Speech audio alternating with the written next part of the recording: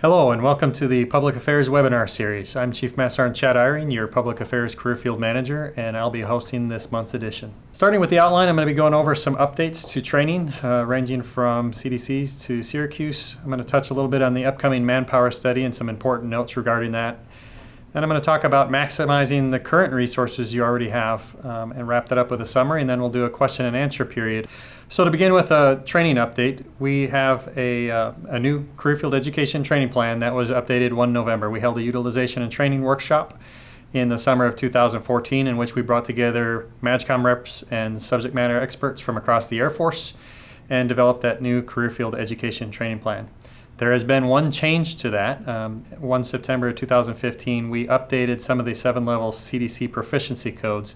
Some of you probably never even noticed the change. Really, it was because in the utilization training workshop, we came up with some codes that made it infeasible to draft the CDCs based off of those codes. So we had to go in and edit some of those codes. We do anticipate another change 2, in which we look to remove some of the AFN only tasks. So as it is now, we have a JQS or a job qualification standard for combat camera for those tasks that are only done at combat camera. For similar tasks like radio that are not done at the majority of our locations, it doesn't make sense to have them part of the career field training plan, but have them a specialized JQS for that unit. The problem we run into is that some airmen, especially because those radio tasks are now identified as core tasks, are mandated to complete that training in environments where they don't have the ability to train or distribute or demonstrate proficiency on those tasks. So we're looking at moving those to a JQS. Once we do that, we'll be sure to send out a notice to the field letting everybody know that there is a new CFETP. So also out of that career field education training plan that was published in November, we started rewriting our career development courses. So we've got 2 CDC writers down at AFPA, Master Sergeant Chris Decker and Master Sergeant Kelly White, have done a phenomenal job of editing, rewriting those career development courses. They've met all the timelines that I pushed for them, which was difficult. We met all the AFCDA deadlines and had them submitted to Air Force Career Development Academy. However, a backlog at the Career Development Academy has pushed them a little later than what we thought we'd have. So what was once a 7-volume course for each AFSC is now broken into 2 different courses for each AFSC. So there is a 3N05X course, 3 volumes, that covers the core communication components of our career field, and both AFSCs will do that one course. It's 3 volumes long. All the editing is done on that. We've received back the page proofs. That one is ready to be published today, but we're waiting to publish them all at the same time. The 3N055 course, which is again a 3-volume course and then specific to our photojournalists, is also 3 volumes. 2 of those 3 volumes are completely done and ready to go. The third is in final edits on our behalf at AFPA and should be ready for publication any day. Where we're still a little bit behind is on the broadcaster course. So again, 3 volumes. We have 2 of those 3 volumes back from AFCDA and are working the final edits on those. The 3rd volume is still at AFCDA. As soon as we get that back and we can get that edited, we should have all the 5 levels ready to be published. So again, I was hopeful that we'd have them already by this time, but I'm optimistic we'll have them any day, but I'll say for sure we should have them by summer. In addition, our 3N07 level course, which used to be 2 volumes, has now been reduced to 1. Our rewrite is complete. It is at AFCDA, but again, it's in the queue because of their backlog. They haven't touched it yet. So we're hoping again to have that one. That one probably will be in the summer timeframe before that's published. Transitioning into the specialty knowledge test, or the weighted airman promotion system, the knowledge test that we take as part of our promotion system. Because of that backlog and because we didn't have CDCs available when this SKT rewrite team met in January, we will not have SKT testing in 2017. I've requested a waiver of AATC because we didn't have the appropriate reference material available for those SKT rewrite teams, and I expect that will be approved. Again, a message will go out to the career field through the MAGCOMs when we receive confirmation back on that. But the anticipation is that we will be SKT exempt for both AFSCs in 2017. Again, we should have CDCs within the next couple of months, certainly available by the time the SKT rewrite team meets next year. And so I anticipate that we will have full SKT testing again in 2018. From SKTs and CDCs, I want to talk about the advanced training program that we have with Syracuse University. I want to talk just a little bit about what a fantastic opportunity this is for both our Air Force and for our airmen. The Newhouse School of Communications at Syracuse is rated as one of the best communication schools in the country by Forbes magazine. Further, Radio Television Digital News Association ranked it as number 4 overall for communication schools. That says a lot, that we're sending our enlisted airmen to school for a year at one of the top ranked schools in the country. What a fantastic opportunity. Right now, 6 of our 10 students up there are on the Dean's List. One of them has a 3.933 GPA. So again, top ranked communication school in the country, and our Air Force enlisted folks are just rocking the house up there, doing a great job. They all just recently received their assignments for post-graduation. We've got a couple headed to ComCam, a couple to DMA, Air Force Space Headquarters, USAFE Headquarters, AFSOC Headquarters, and one to the wing at Joint Base Langley Eustis. They have a huge PA operation there, and I know that all of those graduates are just going to bring a fantastic capability to our units. We recently just announced our student selections for next year. We selected primaries and alternates, and I'm hopeful that the other services don't fill all their seats again like last year, and we can steal a couple more and get all of them up there. We'll see what comes. But one thing I want to point out on this is that I would like to see more candidates. As we did the judging and selection for this year's program, I really would have hoped we'd had more people compete. Not that we didn't have great folks competing, but I would have liked to have seen more compete. I know that there are some limiting factors that we don't have control over. For example, time on station. We do time on station waivers, but only to a certain extent, that we can't get crazy with AFPC asking for time on station waivers outside the realm of possible. And so I know that limits some folks, but if there are other barriers to people volunteering for this program, I would like to hear. I'd ask you to raise those to your MAGCOMs. Because again, I think this is not only a great program for our Air Force and the capability that these students bring back to us, but for the students themselves. Syracuse University is working very hard to matriculate all the courses and offer degrees to our students. They're not quite there yet, but they're very close. And even without that, the 30 semester hours of credit, 24 semester hours of that are graduate level study. What a fantastic program. If I'd have had the opportunity as a young airman to hang up the uniform for a while and go study at Syracuse University for a year, man, would I have been all over that. So I want to encourage you all to look at if you're eligible to apply next year. The timeline is, the announcement is usually around October, November announcement with a mid-November deadline to have submissions. We judge in December and we announce in January. So start working now on your portfolios for next year. And I'll give you a preview. There will probably be some more writing requirements on the photojournalism side from what there was in the past. This past year, we added a straight news story as a new requirement. We're probably going to expand upon that for next year. All right, so moving from Syracuse to our computer-based training program. We have 11 CBTs currently available on our on the ADLS webpage.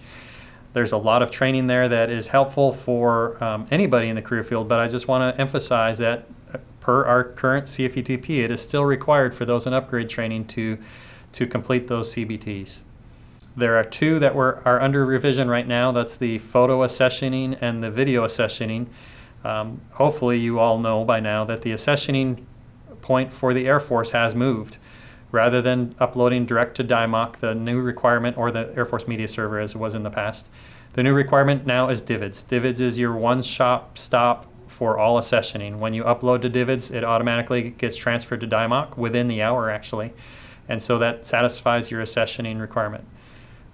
One point I want to touch on is a lot of folks still think that AFPIMS is an official accessioning point. It is not. When you upload to AFPIMS to put your photos on your public web page, that does not make it into any kind of accessioning point. So I want to emphasize DIVIDS is still your one and only accessioning point. So in addition to those 2 that are under revision, Media Ops 3, the 3rd in the series on Media Ops, is due to be released any day. I'm hoping this week that we have it live. And again, a message will go out to the career field through the MAGCOMs when that CBT is available. So moving on from training to our upcoming manpower study. And where I want to start with this is just kind of some very generic background. Many of you may be familiar with manpower studies, but I'm imagining there's quite a few out there that don't understand what a manpower study is. So I'll start by saying that the manpower study is a study of a function by statisticians and workflow process engineers that looks at what it takes to accomplish a set workload and how many resources, how many people it takes to accomplish that workload. So during that study, they take into account all those different factors, and then they develop a manpower standard. That standard is an equation by which you earn authorizations on your wing level unit manning document to accomplish the work. So I know many of you have stated many times that I don't have enough people to do the job, the requirements that I have. Our current manpower standard is so out of date that we cannot use it to earn any more authorizations. As of today, our both manpower standards for photography and for journalism are over 10 years old. As an example, the photography manpower standard or equation still has wet processing for photo in it. So that gives you an idea of how old that standard is. By AFI, by the manpower AFI, a function is to have a new study and standard established every other year.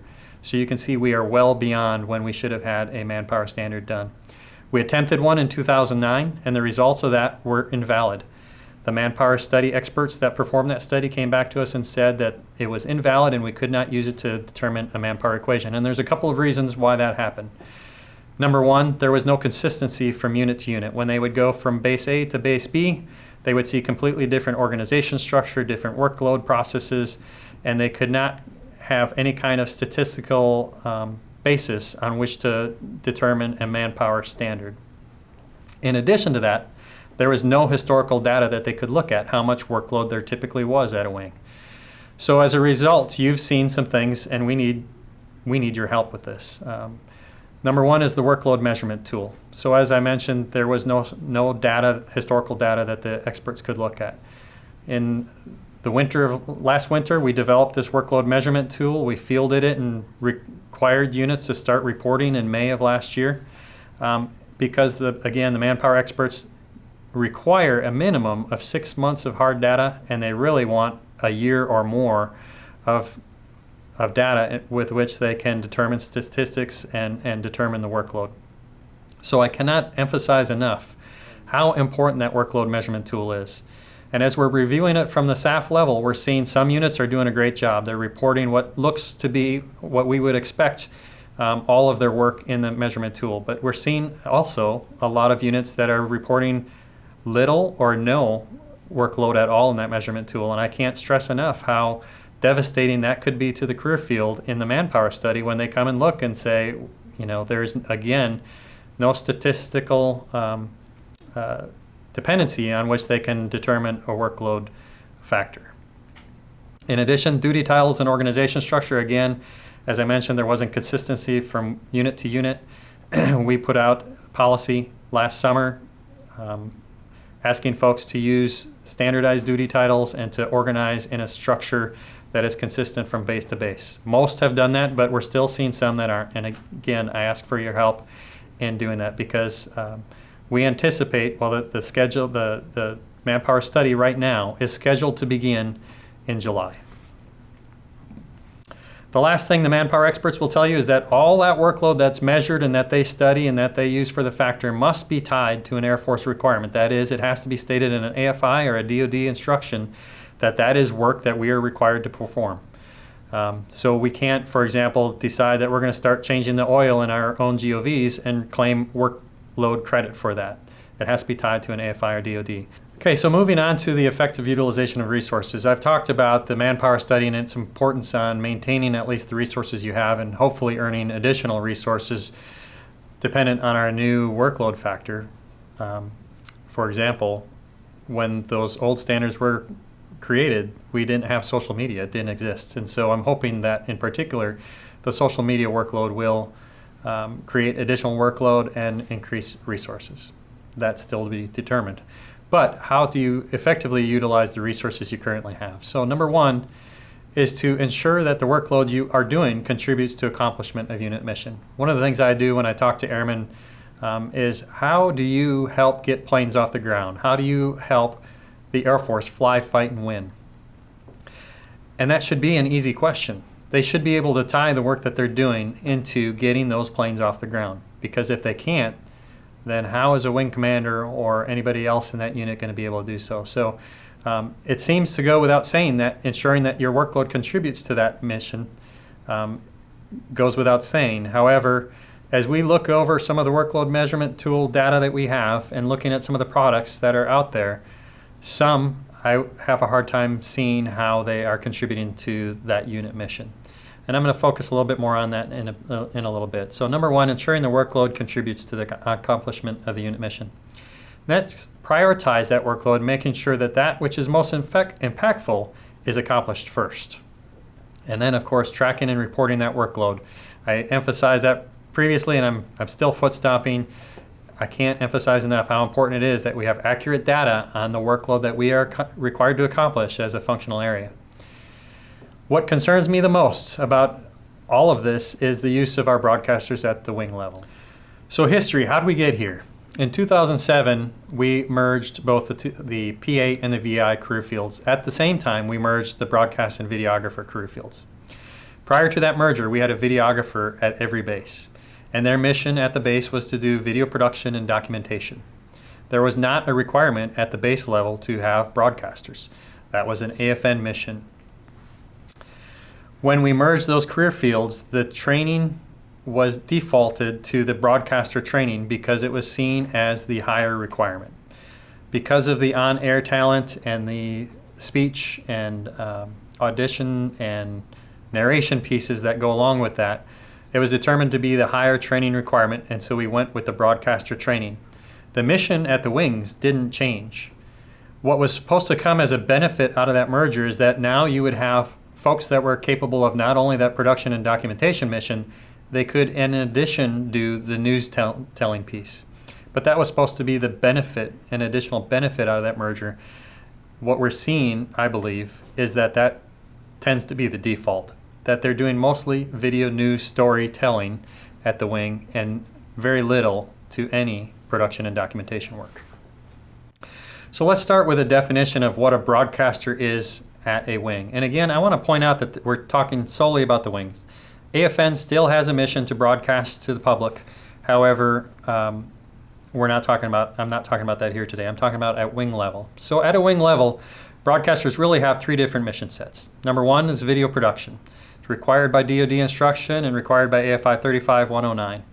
And again, if you remember, I talked about during the manpower study data that every requirement must be tied back to a requirement. We can't just say that we're doing work because we want to do it. We have to tie it to a requirement that says we're required to do it.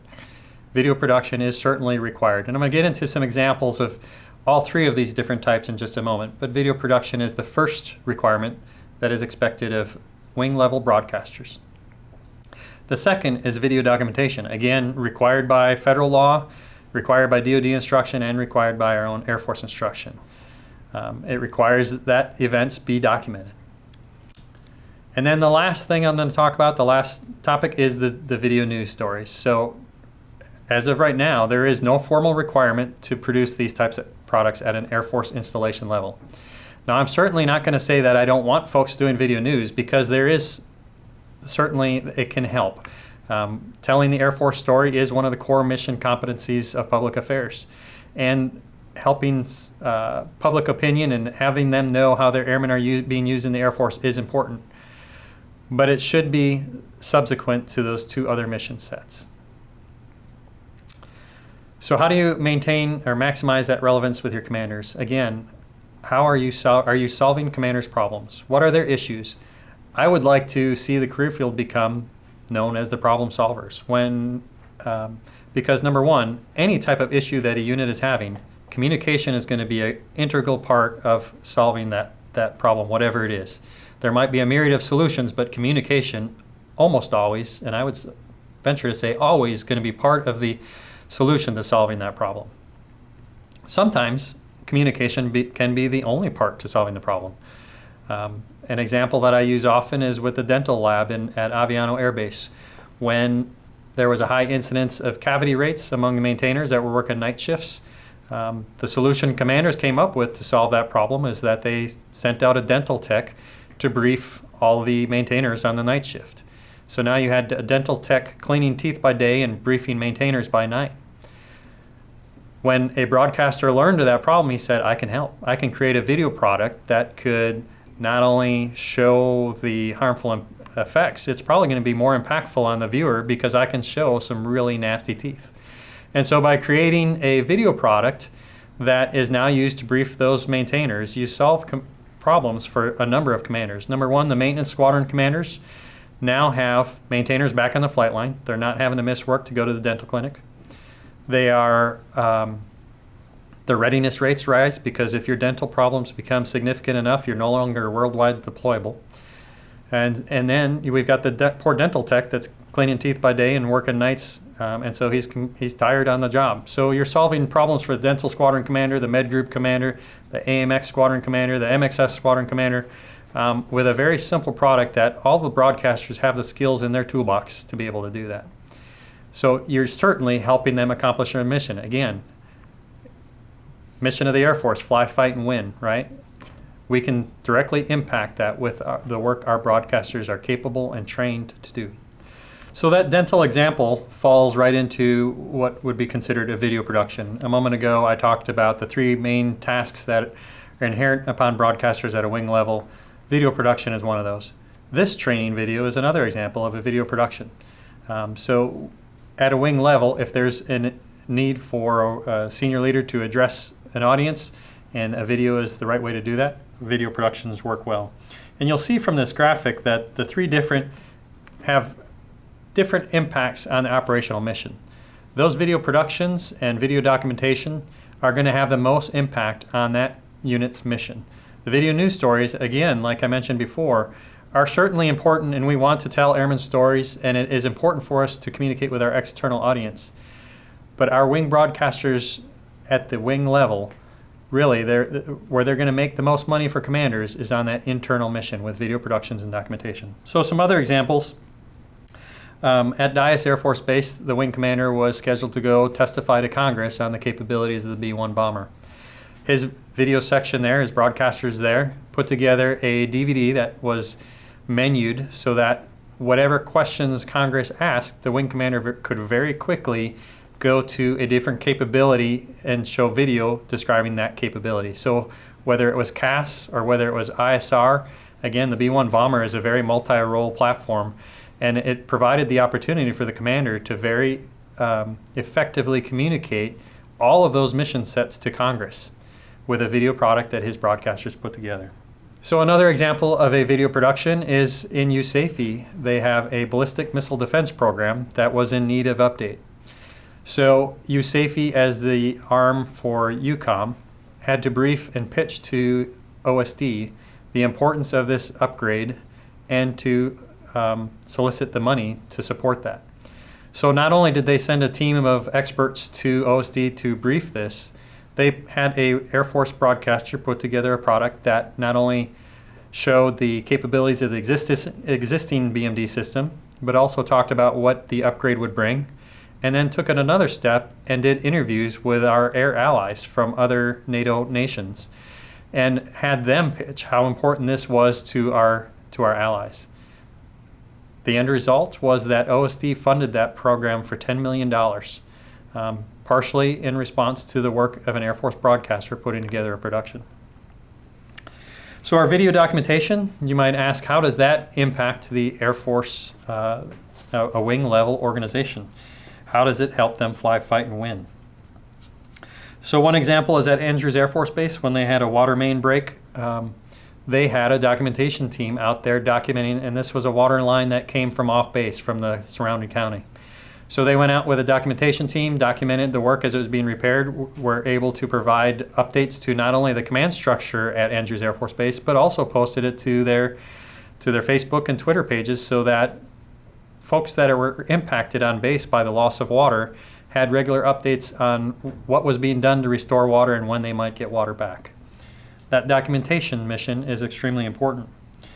Other examples are natural disasters. When Hurricane Katrina nearly did wipe out Keesler Air Force Base to an extent, we very quickly had a documentation team on site that was going grid by grid and documenting damage.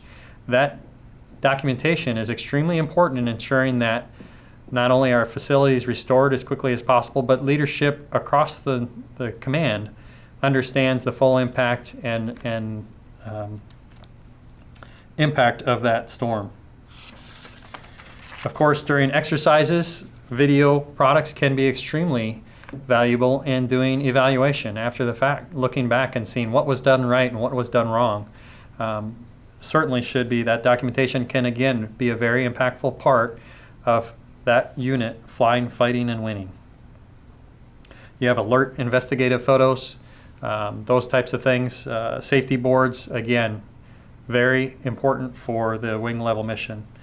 At Nellis Air Force Base, when they had an issue with foreign aircraft flying in for red flag exercises and being unfamiliar with the local flight instructions, they came up with a solution to do a documentation of what the air path looks like coming into Nellis Air Force Base. And now they have a documentation product that they can provide to foreign pilots getting ready to come in to red flag, so that as they fly into Nellis Air Force Base, they're familiar with some of the landscape and the landmarks to help them navigate safely and come into red flag.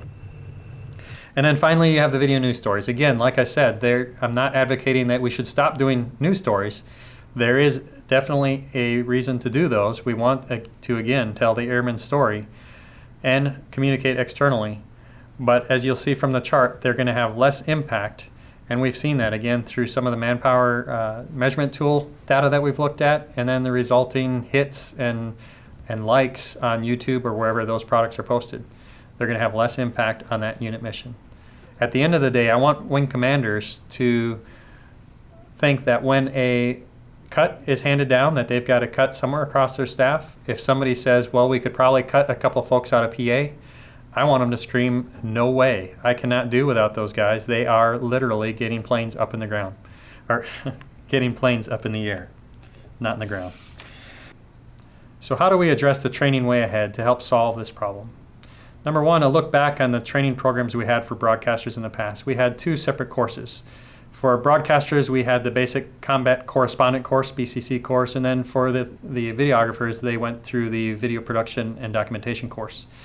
Again, when those career fields merged, the thought was the default was the broadcaster course because of the on-air talent portion. In doing so, they took some of the tasks from the video production and documentation course and merged them into the broadcast course. However, I'll tell you that looking back 9 years now, most of those are very difficult to pick out when you look at the task training inventory that they use to produce our curriculum in that course. So what we're looking at now, post-merger, is trying to fill that training gap that resulted. This month, our 3N012 students in what is now the BCS course will complete the first iteration of BCS U.S. Air Force, which includes 14 days of service-specific training at the end of the course. We're looking to try and close that gap and spend more time talking about how our broadcasters fit in at the wing level and talking about some of these core competencies that I think are being missed along the way. The second part is with our PA officers and leaders. They've never really been trained or knew to understand the required missions or priorities. And so I use every opportunity I get to speak at PAQC, at PA management workshops, or just out visiting the field to talk about those mission sets that we still own as the public affairs career field. And we try to provide that familiarization training wherever we can. But it requires a leadership mindset shift. So for our PA officers, leaders, broadcasters, our superintendents, I want them to know all these different required broadcaster missions. It also requires them to have an active presence. So not only in the wing staff meetings, but I would expect superintendents to be going to first sergeants councils, to be going out and visiting first sergeants, to be at the top 3 meeting, to be out there active in the community looking for problems that exist that may or may not come walking in your door, and then offering our services and looking for ways to help solve those problems. Look for creative ways to assist leadership with video products. And I'll tell you, with going up and visiting to all of our classes up at DINFOS, we have some of the most brilliant, creative minds coming in the Air Force voluntarily wanting to be broadcasters and photojournalists in our Air Force. They have some fantastic creative ideas on how they can address these programs. They just need your leadership to help seek out what the problems are and then come up with creative products to help solve them. And the end result will be that you will make money with your commander. That when your commander looks around and sees his PA team, he sees them helping solve problems, helping to get aircraft in the sky, and helping to fly, fight, and win in airspace and cyberspace for the Air Force. So those are some of the training issues that we're looking at, trying to help solve some of this problem. But it's going to require a mindset shift by our leadership within the career field. So PA officers, superintendents, and our broadcasters need to understand and know the different required missions, that there are those 3 core competencies that we expect broadcasters at a wing level to be able to accomplish. It requires an active presence by our leadership. So from the PAOs being active at not only the wing staff meetings, but also meeting with squadron commanders, group commanders. Our superintendents should be meeting with first sergeants, being active in the top 3, and really just having an ear to the ground and seeking out where those problems are, because the fact is a lot of times commanders aren't going to think that PA can help with a problem. But we probably can say, well, we do have a solution, we can help with that. And so it takes an active mindset by our leaders to be active in the community, seek out those problems, and then offer those creative ideas. I get to meet with all of our students up at DINFOS, and I'm telling you, some of the airmen we have up there that are the brightest, the most creative folks I've seen in a very long time. They're excited. They have all the skill sets. Although they need some upgrade training to get them to the 5 level, they have the basic skill sets to be able to provide most of the products that I've been talking to as soon as they arrive to your unit. It's all about leadership and how you effectively use them. And then proactively plan to maximize your relevance by orienting your mission to inherently internal to the operational mission. Again, as I showed on that graph earlier, we can have the most impact when we're contributing directly to that fly, fight, and win mission. And when a wing commander can see that you are contributing to that mission versus just putting stories up on a YouTube page, I think we're going to do much better in the manpower study and in the future. And one other thing that I meant to mention earlier, but I'll tie in now, is that when you're out there actively doing that documentation mission, and I'll tell you from what I tell airmen when I meet with them at DINFOS, that it should be a consistent plan, that you should, in the old days, we had dry erase boards and we'd have every function across the mission written up on that dry erase board, and at least once a week we're sending a team out and we'd just say, okay, today we're going to cover the wire dogs, and we'd go out and hang out with the wire dogs for a couple hours. Or today we're going to go out and cover security forces, or whatever the mission set is. And as the year went by, we were crossing one by one off the list. And then what happens when you do that sort of documentation, you're not only preserving the history of our service, you're creating a library of B-roll that is being accessioned, but also creating a library that you can use when it comes time to create a video production. You don't have to schedule shoots for every single thing you need for that production. You've got a library of B-roll footage that is relevant, that is recent, and that can be used without a lot of hassle. And if you're doing it right, you're not only going out and shooting in perfect daylight, you're going out and shooting the night shifts. You're going out in bad weather. This recent blizzard that Washington, D.C. experienced, I pray to God that we had some of our folks out there covering the CE folks, clearing snow off the runways. Security forces out there continuing the man post, even in the blizzard.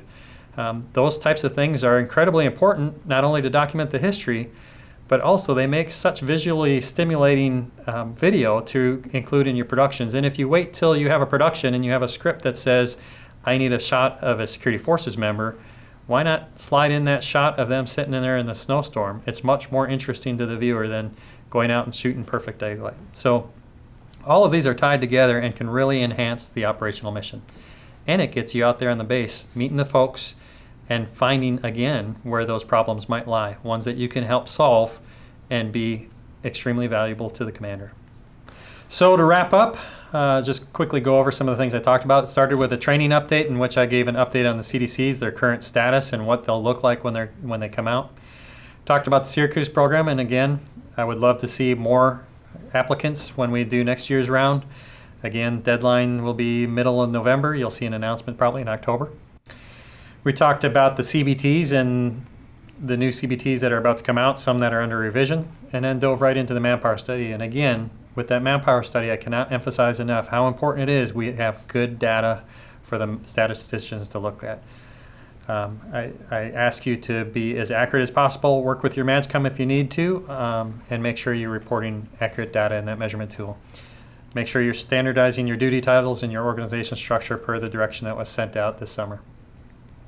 And then finally, I wrapped up with maximizing capabilities, and I really focused mainly on the broadcaster. However, the same applies to both your photojournalists and your broadcasters. If you have them looking to help solve communication or solve problems using the communication capabilities we have, I think that you're going to be of value to the wing commander, and we're going to do well through this manpower study and into the future. So we're going to have a live question and answer session over DCS in the coming days. I'll be able to answer any questions at that time. You can also mail in your questions now. We'll have them pre-prepared, or you can ask them live. Look forward to talking to you all on DCS. Thanks.